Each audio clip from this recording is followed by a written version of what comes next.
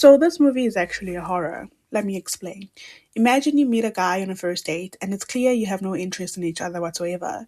The conversation is awkward, the chemistry is non existent, and honestly, you're both just waiting for the night to end so you can go home and never see each other again. That's basically how Quinn and Slim starts. They go on this painfully awkward first date at a diner. She's practically a little guarded, I would say a bit snobbish. He's kind of quiet and idealistic. He's just there for the food. The vibe is not great. When the bill comes, she basically decides, yeah, I'm never going to see this man again. So the date ends. He drives her home. And if this were a normal movie, that would be it. Bad date, awkward goodbye, everyone moves on with their lives. But this is where the horror actually starts. On their way home, they're pulled over by a cop. And this is America, so that's not good at all.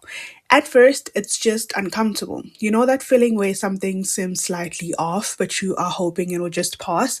The cop is aggressive for no reason. He's suspicious, and the tension keeps building.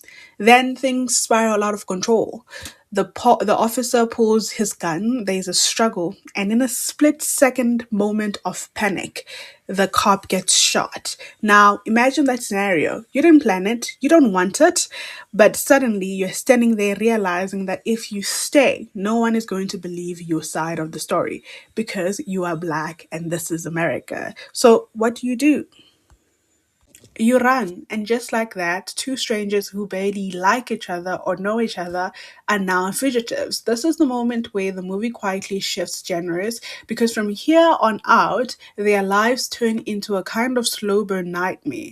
They are driving across the country with no real plan. Every police siren makes your heart drop. Every gas station feels dangerous. Every stranger might recognize them. And here's the creepy part, the world is watching. Someone filmed the incident. The video spreads online, and suddenly, these two random people are everywhere on the news, on phones, and on social media. But the story people are telling about them isn't necessarily the truth. To some people, they're villains, and to others, they're heroes.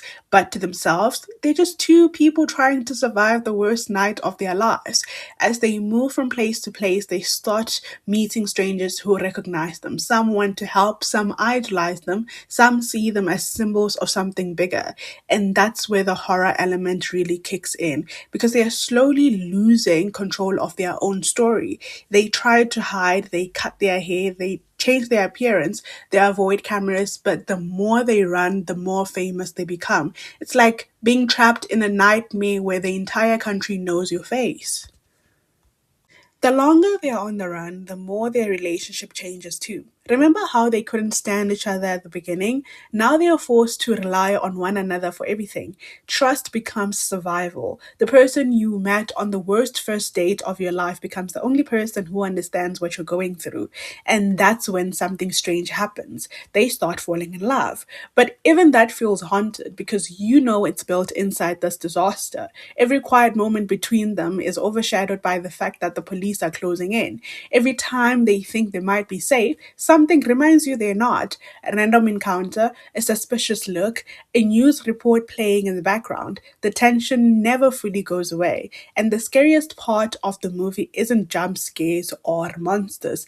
It's inevitable because the entire time you're watching, there's the sinking feeling that this story can't possibly end well. They are two ordinary people who made it through one terrible moment, but now they're trapped in a system, a narrative, and a manhunt that's way bigger than them. So when people call Quinn and Slim a romance, they're not wrong.